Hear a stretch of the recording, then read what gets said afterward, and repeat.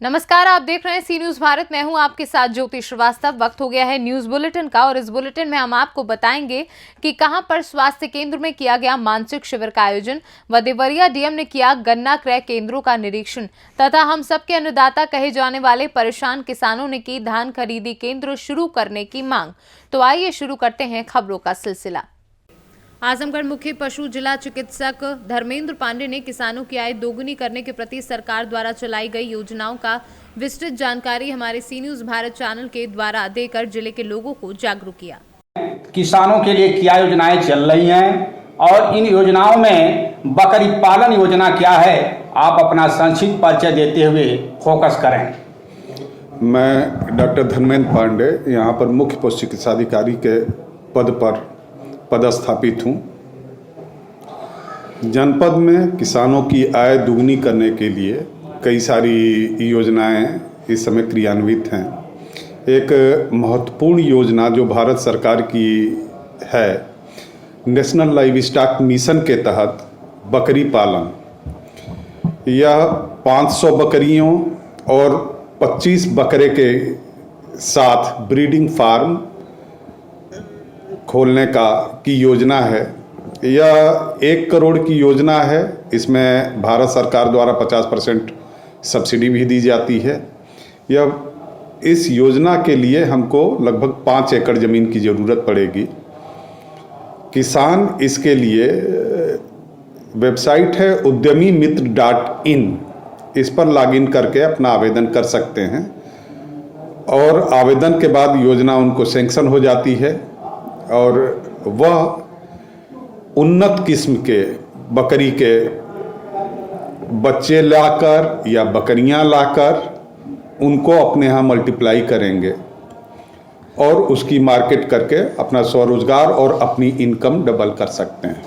एक योजना और आपके विभाग में कुक्कुट विकास नीति योजना जो बहुत पहले से संचालित हो रही थी, इस समय क्या स्थिति है? योजना चल रही है या बंद है? कुक्कुट विकास नीति 2013 पहले से पूर्व में संचालित थी, बीच में यह योजना बंद हो गई, लेकिन वर्तमान में कुक्कुट विकास नीति 2022 कैबिनेट से पास हो गया है और इसमें अब 3 तरह के कमर्शियल लेयर अंडा उत्पादन के लिए हम फार्म लगा सकते हैं, जिनकी पक्षी संख्या 10,000, 30,000 और 60,000 पक्षियों की हो सकती है। एक और स्कीम है पेरेंट फार्मिंग, इसमें चूजे निकालने के लिए अंडे का उत्पादन होता है।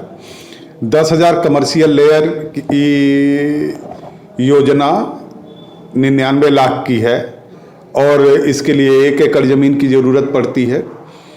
78 लाख बैंक फाइनेंस होता है। इसमें सरकार 7% ब्याज सब्सिडी देती है। बढ़िया स्कीम है। इस जनपद में पूर्व से 10,000 के फार्म कार्यरत हैं और जो लोग काफ़ी फरिया क्षेत्र में, मोहम्मदपुर वाले इलाके में, और वो इससे काफ़ी लाभ भी कमा रहे हैं। इस स्कीम से लगभग कितने लाभार्थी लाभ लिए होंगे अब तक? 10,000 लेयर फार्म के 20 फार्म हैं यहाँ पे जो सरकार से सब्सिडी प्राप्त हैं। इसके अलावा 3 यूनिट 30,000 लेयर फार्म की भी है। तो अब आगे हम यह योजना आ गई है, जितने भी इच्छुक लोग होंगे उनको इस फार्म स्टेब्लिश कराने में हम अपनी मदद करते रहेंगे। आजमगढ़ से सी न्यूज संवाददाता सीबी भास्कर की रिपोर्ट। बुरहानपुर शहर में जनसुनवाई के दौरान कलेक्टर कार्यालय पहुंचे दंपत्ति ने आत्मदाह की धमकी दी है। पूरा मामला सूदखोरी से जुड़ा है। कलेक्टर से शिकायत करने पहुंचे दंपत्ति ने पेट्रोल और माचिस हाथ में लेकर आत्मदाह की धमकी दी है। दंपत्ति ने सूदखोर ओमकार अग्रवाल पर प्रताड़ित करने का आरोप लगाया है। क्या कुछ कहना है दंपत्ति का, आइए आपको सुनवाते हैं। कि हम ब्याज वाले से परेशान हो गए, अग्रवाल गुटू दिल्ली वाले से हम बहुत परेशान हैं क्योंकि हमारा चेक जो ब्लैंक चेक हमने उसको दिया था, उनने ब्लैंक चेक केस लगा दिया हमारे ऊपर। 10,000 रुपये लिए थे हमने उससे। क्या ब्याज से पैसा लिया था आपने? कब लिया था? हमने लिया था 10 और 20% से वो पैसा बांटते हैं। कब लिया था आपने? हमने लिया था, हमारे को जरूरत पड़ी थी लॉकडाउन के अंदर, हमने उससे 10,000 रुपये लिए थे और उसको 4 साल से हमने ब्याज दे चुके हैं। अब उनसे तो कितने अब हमारे उसके अब वो हमारे से चाहता है 2 लाख रुपए मांगना चाहता है। अब इसकी शिकायत आप किया? उसकी शिकायत हमने जैन थाने में और गणपति थाने में और सीएसपी और अभी कलेक्टर ऑफिस आके हम दे चुके हैं। अच्छा, यदि आपकी फरियाद नहीं सुनेगी तो आप क्या करेंगे? हम पेट्रोल डाल के अंगार लगा लेगा अपने आप को। क्या नाम है आपका? आकाश कोहली, कहाँ रहते हैं? द्वारा गेट कुलियाड़ा रणछोड़ मंदिर के पास। बुरहानपुर से सी न्यूज संवाददाता अनिल महाजन की रिपोर्ट। चतरा के कोयलांचल, टंडवा और पिपरवार थाना क्षेत्र में पुलिस और कोयलांचल से जुड़े लोगों के लिए सिरदर्द बन चुके प्रतिबंधित तृतीय सम्मेलन प्रस्तुति कमेटी संगठन के नक्सलियों को एक बार फिर बड़ा झटका लगा है। इलाके में टेरर फंडिंग मामले में टीएसपीसी नक्सलियों के विरुद्ध चतरा पुलिस ने बड़ी कार्यवाही की है। नक्सली संगठन के कोयलांचल में टेरर फंडिंग और अवैध लेवी वसूली का मजबूत कड़ी बन चुके संगठन के सब जोनल कमांडर अनूप उर्फ छोटू राम समेत 7 दुर्दांत नक्सलियों को पुलिस ने गिरफ्तार कर संगठन की आर्थिक कमर तोड़ दी है। विगत कुछ दिनों से ये सूचना हमें मिल रही थी कि प्रतिबंधित उग्रवादी संगठन टीपीसी के द्वारा लगातार पिपरवार थाना क्षेत्र एवं राजधर साइडिंग में काम कर रहे कोल व्यवसायियों से लेवी की मांग की जा रही है। इसी क्रम में 14 तारीख को एक कोल व्यवसायी के घर पे फायरिंग की घटना भी कारित हुई थी। हम लोग इन सभी कांडों का अनुसंधान कर रहे थे और इसी क्रम में हम लोगों को एक अच्छी सफलता हाथ लगी है, जिसमें टीपीसी का सब जोनल कमांडर अनूप उर्फ छोटू राम, जो कि मुख्य रूप से अभी लेवी मांगने में सबसे प्रमुख भूमिका इसी की थी। इसका एक प्रमुख सहयोगी सुनील उरांव और इसके अलावा 5 अन्य सहयोगियों जो कि मतलब टीपीसी के सहयोग में अच्छे से काम कर रहे थे। कुल 7 लोगों को हम लोगों ने भिन्न भिन्न स्थानों से गिरफ्तार किया है। गिरफ्तारी के साथ ही हमें एक सेमी ऑटोमेटिक पिस्टल, 2 देशी सिंगल शॉट बंदूक, इसके अलावा लगभग 15 राउंड 7.62 एम की गोलियां, अन्य कैलिबर की भी कुछ गोलियां और काफ़ी सारा नक्सली साहित्य, पर्चा इत्यादि बरामद हुआ है। हम लोग अगर अनुसंधान कर रहे हैं। अभी के समय में पिपरवार क्षेत्र में लगातार अनूप के नाम से ही, अनूप के द्वारा ही जो है धमकी दी जा रही थी, तो इसका गिरफ्तार होना एक अच्छा झटका माना जाएगा। मैं सभी कोल व्यवसायियों से अनुरोध करूंगा कि यदि उन्हें किसी के द्वारा भी किसी प्रकार की धमकी दी जाती है या किसी प्रकार के लेवी का डिमांड किया जाता है, आप तुरंत पुलिस के संज्ञान में चलाएं ताकि हम लोग अनुसंधान करते हुए उचित कार्रवाई कर सकें। बिल्कुल टेरर फंडिंग बिल्कुल पूरी तरीके से उस पर लगाम लगी हुई है और आगे भी उसे कहीं भी पनपने नहीं दिया जाएगा। टंडवा में ऑलरेडी सफाया हो चुका है। जो बचे खुचे ये लोग हैं, ये लोग प्रयासरत रहते हैं। उग्रवादी संगठन, अपराधी संगठन, ये सभी लोग लगातार कोल व्यवसायियों को भयादोहन करने की कोशिश करते रहते हैं और हम लोग लगातार कार्रवाई करते रहे हैं, जो कि आप देख ही रहे हैं। इन सभी घटनाओं के उद्भेदन के लिए एसडीपीओ टंडवा शंभू कुमार सिंह के नेतृत्व में एक एसआईटी टीम का गठन किया गया था, जिसमें थाना प्रभारी पिपरवार, थाना प्रभारी सिमरिया एवं पिपरवार थाने के अन्य सब इंस्पेक्टर्स के अलावा सैट टीम को शामिल किया गया था और इसी टीम के द्वारा कार्रवाई करते हुए अनूप समेत कुल 7 लोगों की गिरफ्तारी हुई। टीम में शामिल सभी लोगों को पुरस्कृत किया जाएगा एवं एसडीपीओ टंडवा को प्रशस्ति पत्र देने हेतु अनुशंसा भेजी जाएगी। चतरा से सी न्यूज संवाददाता लकी की रिपोर्ट। चीन में एक बार फिर कोरोना वायरस अपने पांव पसारने लगा है। कोरोना के बढ़ते दुष्प्रभाव को देखते हुए उत्तर प्रदेश के मुख्यमंत्री ब्रजेश पाठक ने एक साथ पूरे प्रदेश में मॉकड्रिल का निर्देश दिया है। इसी क्रम में महाराजगंज मुख्यालय से 100 बेड के अस्पताल में कोरोना से निपटने का एक पूर्वाभ्यास किया गया है। इस पूर्वाभ्यास में अपर स्वास्थ्य निदेशक और मुख्य चिकित्सा अधिकारी समेत तमाम स्वास्थ्य कर्मी मौजूद थे।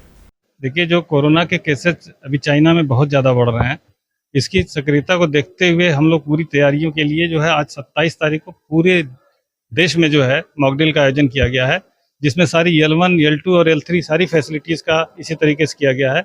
L3 जो हमारे मेडिकल कॉलेजेस में हैं उनको जो है हमारे WHO के लोग कर रहे हैं, हमारे स्तर के लोग L2 की फैसिलिटीज़ और जितने जिले के एडिशनल सीएमओ, डिप्टी सीएमओ सब L1 की फैसिलिटीज, जिसमें हम लोग जो है जितने बेड्स हैं उसको देख रहे हैं सारे क्रियाशील हों, जितने वेंटिलेटर्स हैं, ऑक्सीजन कंसंट्रेटर्स हैं, HFNAC है, सारी इक्विपमेंट्स अच्छी तरीके से मौजूद हों, HR की स्थिति ठीक हो, एम्बुलेंसेज क्रियाशील हों, जितने हमारे जो ऑक्सीजन प्लांट्स लगे हैं वो ठीक से चल रहे हैं कि नहीं चल रहे हैं, उनकी कहीं पाइपलाइंस में लीकेज तो नहीं है। मतलब कहने का है कि हर तरीके से पूरी तरीके से हम लोग तैयार हैं कि किसी भी प्रकार की कोई समस्या आती है, कम मरीज आए, ज़्यादा मरीज आए, हम लोग उसको मैनेज करने में सक्षम होंगे। महाराजगंज से सी न्यूज संवाददाता अंगद शर्मा के साथ आशुतोष द्विवेदी की रिपोर्ट। आज वाराणसी जनपद में यातायात पुलिस लाइन सभागार में 2 दिवसीय कार्यक्रम दिशा जागृति संपन्न हुआ। इस कार्यक्रम के समापनकर्ता ADGC CP सर और DCP RS गौतम रहे। पुलिस आयुक्त वाराणसी, अपर पुलिस आयुक्त मुख्यालय एवं अपराध कमिश्नरेट वाराणसी एवं समस्त सहायक पुलिस आयुक्त कमिश्नरेट वाराणसी और महिला अपराध पुलिस कमिश्नरेट वाराणसी के लोगों ने इस कार्यक्रम में प्रतिभाग किया। वाराणसी से सी न्यूज संवाददाता आशीष मौर्य की रिपोर्ट। प्राथमिक स्वास्थ्य केंद्र तिंदवारी में विशाल मानसिक स्वास्थ्य जन जागरूकता एवं उपचार शिविर का आयोजन किया गया। शिविर का उद्घाटन जनपद बांदा के मुख्य चिकित्सा अधिकारी डॉक्टर अनिल कुमार श्रीवास्तव द्वारा प्राथमिक स्वास्थ्य केंद्र तिंदवारी के प्राथमिक चिकित्सा अधिकारी डॉक्टर लवलेश पटेल की उपस्थिति में किया गया। मुख्य चिकित्सा अधिकारी डॉक्टर अनिल कुमार श्रीवास्तव ने लोगों को बताया कि एकाग्रता में कमी, नई चीजें सीखने की क्षमता में कमी, मूड और पर्सनैलिटी बदलना, प्लानिंग और प्रॉब्लम को सॉल्व करने में समस्या आना, ये सब मानसिक रोग के लक्षण हैं। मनोरोग चिकित्सक डॉक्टर हरदयाल ने बताया कि मिर्गी के दौरे, बेहोशी के दौरे, साइकोसिस, एंजाइटी, डिप्रेशन के मरीज आए जिनकी काउंसलिंग के बाद उपचार किया गया। सर क्या नाम है आपका? डॉक्टर हरदयाल। सर आज ये प्राथमिक स्वास्थ्य केंद्र तिंदवारी में किस तरह का आयोजन हो रहा है? ये आज जो है राष्ट्रीय मानसिक स्वास्थ्य कार्यक्रम के अंतर्गत ये मेगा कैंप लगाया गया है मानसिक रोगियों के लिए। क्या क्या सुविधाएं हैं? हाँ, इसमें जो है मरीजों को जो है काउंसलिंग होती है, दवाइयाँ दी जाती हैं और बाकी हमारे यहाँ से दवाई दो चीज़ें तो मुख्य है, काउंसलिंग है या ट्रीटमेंट है और इसके अलावा जो है उनके अगर ऐसी समस्या है कोई चीज़ जैसे आराम नहीं मिल रहा तो फिर अस्पताल बुलाने के लिए बोल देते हैं। सर आज तिंदवारी पीएचसी में किस तरह का सिविल आयोजन किया जा रहा है, क्या है मामला? जिले में हर ब्लॉक में पीएचसी पे मानसिक स्वास्थ्य शिविर और जन जागरूकता सब के रूप में मनाया जा रहा है, तो उसी संबंध में यहाँ ये शिविर का आयोजन किया गया था। जी, किस तरह के मरीज यहाँ ज़्यादातर आ रहे हैं सर? मरीज तो अभी सब कई तरह के आए हैं, मिले जुले मरीज थे, लेकिन इसमें 40 तरह के मानसिक रोगी भी मिले हैं। जी, तो उनको काउंसलिंग या दवा के माध्यम से ठीक करने का प्रयास किया जाएगा। बांदा से सी न्यूज संवाददाता कासिद अली सिद्दीकी की रिपोर्ट। देवरिया जिलाधिकारी जितेंद्र प्रताप सिंह ने जनपद के कई जगह निरीक्षण किया, जिसमें राशन दुकान और गन्ना क्रय केंद्र के साथ ही प्राथमिक विद्यालय का निरीक्षण कर वहां मौजूद लोगों से राशन के बारे में पूछा, तो वहीं गन्ना क्रय केंद्र पहुंचकर वहां मौजूद अधिकारियों को उचित दिशा निर्देश भी दिए। डीएम ने कड़े शब्दों में मौजूद कर्मचारियों को निर्देश दिया कि लापरवाही बरतने पर सख्त कार्यवाही की जाएगी। देवरिया से सी न्यूज संवाददाता ज्ञानेंद्र नाथ मिश्रा की रिपोर्ट। गरियाबंद जिले के मैनपुर ब्लॉक अंतर्गत धान उपार्जन केंद्र शोभा खरीदी केंद्र में जगह की कमी होने के कारण किसान अपने धान बेचने के लिए परेशान होते हैं। वहीं राजा पड़ाव इलाका में धान उपार्जन केंद्र शोभा में 8 पंचायत के अंतर्गत आने वाले 36 गांव के किसान धान बेचने आते हैं, जिसमें गांव के कई किसान 40 किलोमीटर दूरी से धान लेते हैं, जो सही समय पर धान उपार्जन केंद्र नहीं पहुँच पाते हैं, जिस कारण से किसानों को धान बेचने में सुबह से शाम हो जाती है। समस्या तो जगह के है जी, प्रॉब्लम मेन 1 एकड़ जगह में अते 8 पंचायत के किसान मन के धान खरीदी नहीं हो पाए जगह के कारण।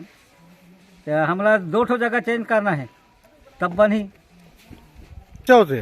बहुत तकलीफ होते भाई। अब धान आते तो ट्रैक्टर घुसाए बनी हो, और ट्रक बनाते तो जाम हो जाते रास्ता, तो हमरा तकलीफ हो जाते। यहाँ 12-1-2 बज जाते, कभी शाम हो जाते। ये तकलीफ है। भूखे प्यासे में आए रसन जी, भात पे खल तो धर के नहीं आ।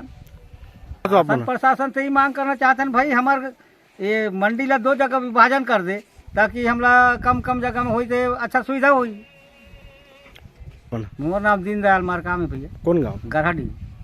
गरियाबंद से सी न्यूज संवाददाता मनोज गोस्वामी की रिपोर्ट। छुरा विकासखंड अंतर्गत ग्राम केसेकेरा के सहकारी उचित मूल्य दुकान के विक्रेता के ऊपर उनके ही ग्राम के व्यक्ति के द्वारा कुछ मृत व्यक्तियों एवं विवाह के बाद अन्य गांव में चले गए व्यक्तियों के नाम से अभी भी राशन कार्ड में राशन का आवंटन हो रहा है, जबकि कुछ व्यक्तियों का स्वर्गवास हुए 1 वर्ष हो गया है, तो कुछ लोगों का शादी हुए 1 से 2 वर्ष हो चुके हैं, किंतु अभी भी उनका आवंटन खाद्य विभाग से जारी होने का आरोप लगाते हुए जिला खाद्य विभाग गरियाबंद के अधिकारियों को आवेदन सौंपते हुए जांच एवं कार्यवाही की मांग की है। डेथ होने की स्थिति में यदि उस कार्ड में उसके परिवार के अन्य सदस्यों के नाम हैं तो उस पर आवंटन तो आता रहता है, क्योंकि अन्य सदस्य जीवित हैं और वो उसके लिए उनका अधिकार है लेने का।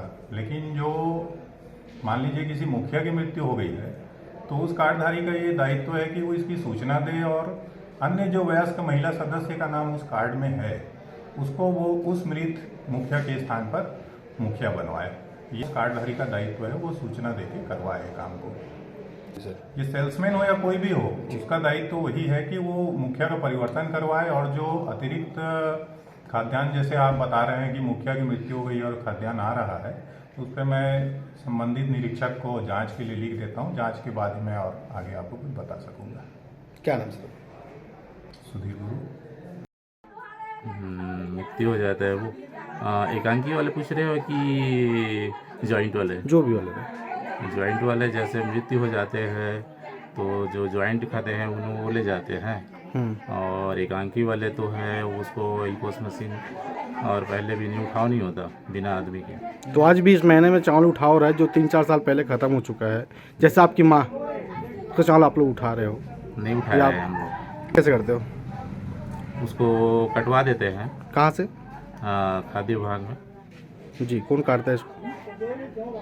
काटने के लिए देते हैं हम लोग। हाँ, तो वही लगभग 3-4 सालों चल रहा है किसी का, उस पर आपका क्या बोलना है? 3-4 सालों से उसके बारे में मेरे पास तो ऐसा केस नहीं है। और उसका पावती वगैरह है आपके पास? मेरे पास तो कौन सा पावती अभी तो रखा नहीं है। अभी नहीं रखा है पावती। हाँ, लेकिन रखते हैं। जैसे आपकी माँ स्वर्गीय गया भाई, कितना साल हो गया खत्म हुए? साल भर हुआ है जी। उसको अभी भी चावल आवंटन दिखा रहा है, उसका चावल कैसे करते हो? चावल वो तो वापस हो जाता है ना। वापस करते हो? उसका पावती है आपके पास? पावती तो नहीं रखे हैं।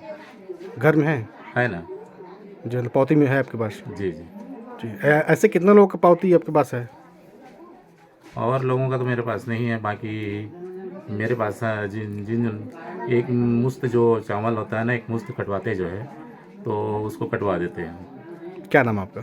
गिरधारी लग जाता है। कहाँ देखते हो सोसाइटी? कलवारा, कसेकेरा और मुंदाबाद। आपका मेन समिति कौन सा है? मेन समिति कसेकेरा और कलवारा। गरियाबंद से सीनियर संवाददाता मनोज गोस्वामी की रिपोर्ट।